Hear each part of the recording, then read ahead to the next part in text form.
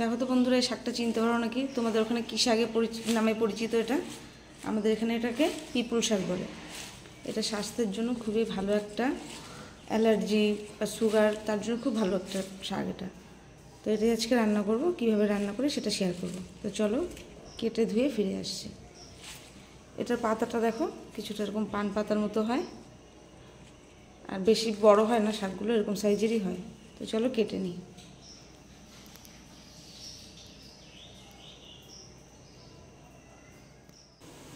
পিপুল শাক আমরা কেটে ধুয়ে পরিষ্কার করে নিয়েছি, আর সাথে নিয়েছি আলু আর কাঁঠালের দানা কয়েকটা, আর আছে কাঁচা লঙ্কা আর কাতলা মাছের মাথা। এটা ভাজাই ছিল, ফ্রিজে রাখা ছিল, এটা দিয়েই করব। এটা আরেকবার ভেজে নেব। এদিকে কড়াই বসিয়ে দিয়েছি, কড়াইটা গরম হয়ে গেছে, দিয়ে দেবো সর্ষের তেল।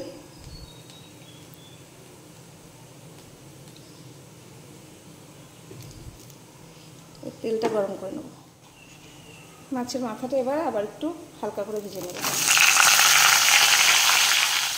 মাথাটা ভেজে তুলে নিয়েছি, এটা একটু ভেঙে ভেঙে নেব। আর তার আগে এই কড়াইতে আলুটা আর কাঁঠালের দানা দিয়ে দেবো।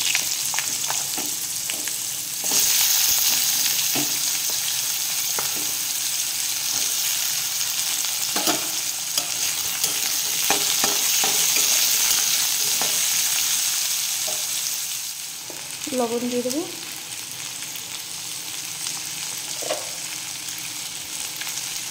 আর দিয়ে দেবো হলুদ।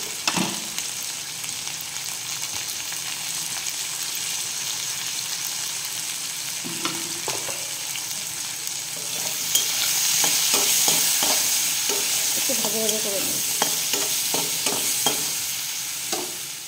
আলুটা ভাজা ভাজা হয়ে গেছে, এবং শাকগুলো দিয়ে দেবো।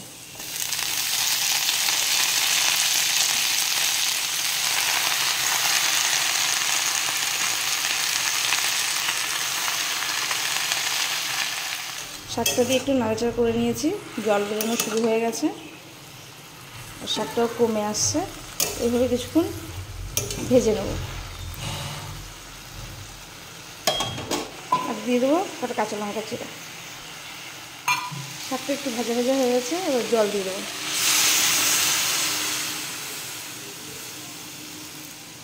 বেশি জল দেবো না, একটু মাখা মাখা হবে।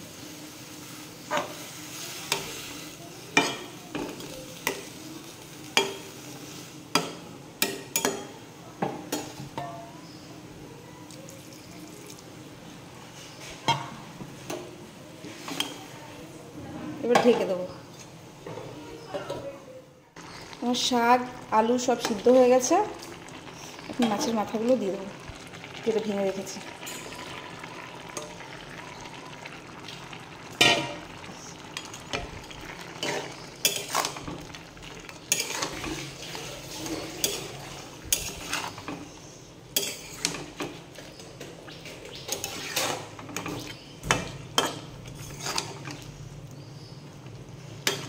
আর একটু ফুটিয়ে নেব।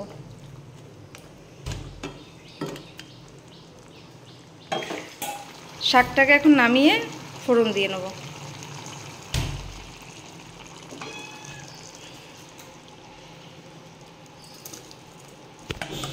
ঠিক পড়ে যাচ্ছে মোবাইল। এই শাকটা শরীরের জন্য ভীষণই উপকার, খেতে একটু হালকা তিতকুটে লাগে, কিন্তু খুবই উপকার। এই শাকটা এখন সহজে পাওয়া যায় না, খুব কম পাওয়া যায়। যদি পাও খেয়ে দেখবে একবার, দারুণ লাগে। শরীরের জন্য তো এটা মানে কিছু বলাই নেই, ভীষণ উপকার। কড়াইতে আবার একটু তেল দিয়ে দিলাম। তেলটা গরম হয়ে গেছে, দিয়ে দিলাম কালো জিরা, একটা শুকনো লঙ্কা।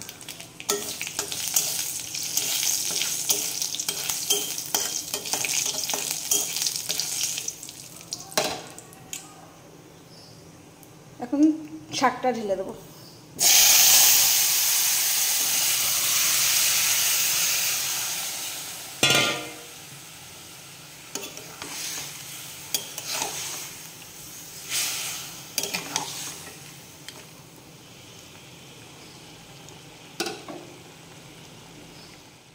মাছের মাথা দিয়ে কাঁঠালের দানা দিয়ে আমাদের পিপুল শাক রান্না হয়ে গেছে।